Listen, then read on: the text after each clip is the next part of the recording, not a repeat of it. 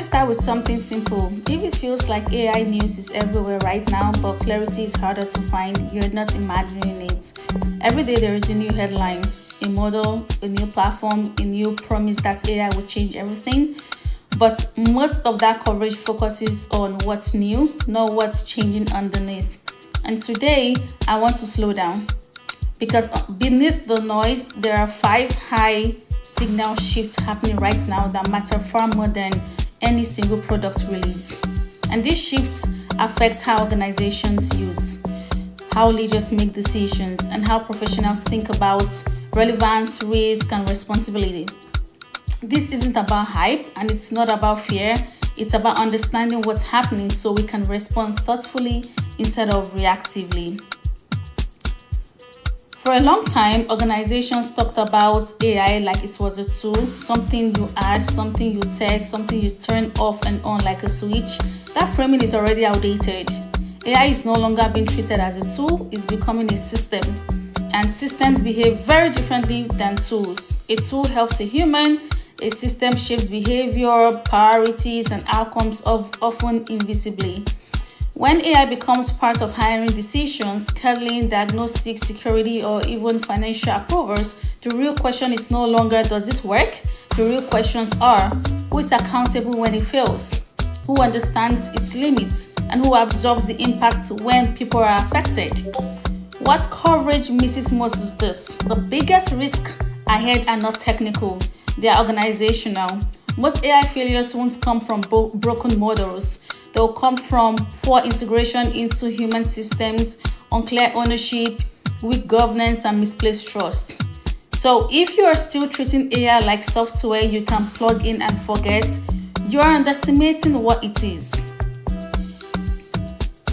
And the second shift is less visible, but far more decisive. The real AI race isn't about features or demos, it's about infrastructure, compute, cloud, architecture, data pipelines, networking, energy. Organizations are making long-term bets here, not because AI is trendy, but because it's becoming foundational infrastructure, like electricity or the internet. And infrastructure decisions lock in behavior for years. So once you commit to certain architectures, vendors, or data flows, changing direction becomes expensive, not just financially, but operationally and culturally. What coverage misses most is this: the AI race isn't about who has the smartest model, it's about who builds infrastructure that can be governed, audited, adapted, and trusted over time. Speed matters, but discipline matters more. The winners won't be the fastest adopters, they'll be the most responsible builders. Third shift is where many organizations are quietly struggling. We are moving from experimentation to execution. Experimentation is exciting, execution is uncomfortable. During pilots, failure is tolerated. During execution, failure has consequences. Execution forces hard questions. Which decisions can be automated, which must remain human, and what happens when AI and humans disagree? And this is where many initiatives stall. Not because technology fails, but because decision ownership is unclear. What coverage misses most is this: the bottleneck isn't talent. It isn't tooling, it's accountability.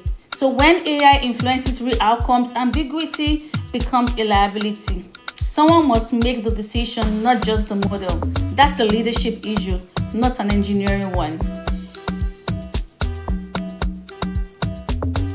So we talked a lot about AI models, but increasingly performance and risk are shaped by where AI runs, not how intelligent it is and the rest. Connectivity, latency, edge environments, hybrid systems. AI is moving closer to where decisions happen. Factories, transportation systems, hospitals, financial networks. And when AI uses closer to action, failure stops being abstract. They become physical, immediate, human. What coverage misses most is this: as AI moves closer to real-world systems, interpretability and restraints matter more than raw capability. sometimes the most responsible decision isn't to scale faster, it is to slow down. And not every system needs to be customized for speed. Some need to be customized for safety. The fifth shift is the most overlooked and possibly the most important. AI isn't just changing how organizations run, it's changing how society defines competence, intelligence, and authority. As AI becomes visible in public spaces, media, and everyday decision making, it shapes expectations.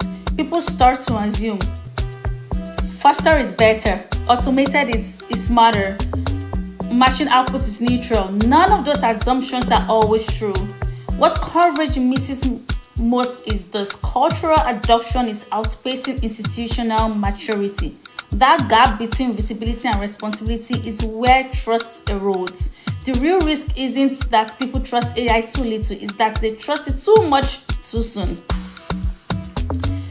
When you step back and look at these 5 shifts together, the pattern becomes clear. This isn't an AI race, it's a governance transition, a leadership transition, a responsibility transition. The organizations and professionals who succeed won't be the ones chasing, headlines. They'll be the ones asking better questions, like where does AI truly add value? Where does it quietly shift accountability? And where should humans remain firmly in the loop? Because the future isn't being decided by models alone. It's being decided by the choices we make around them. So here's the question I'll leave you with. As AI becomes embedded in real decisions, what responsibility do you think leaders are underestimating right now? I explore questions like this regularly without hype and with human impact in mind.